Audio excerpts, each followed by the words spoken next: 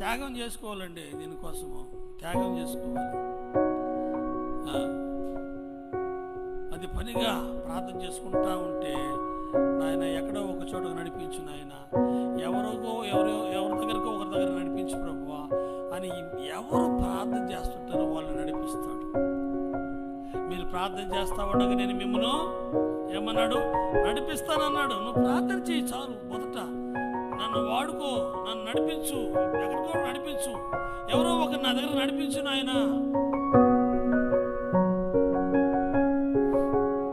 అని చెప్పి నువ్వు అడిగితే నిన్ను వాడుకోవడానికి, నీ హృదయ వాంఛ తీర్చడానికి ఆయన ఇష్టపడతాడు. హల్లెలూయా.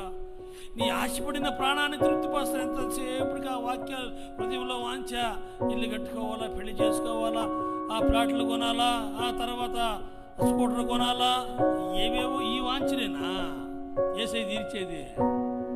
ఈ వాంఛలు తీర్చడానికేనా దేవుడు ఆయన నీకు? ఆలోచించండి.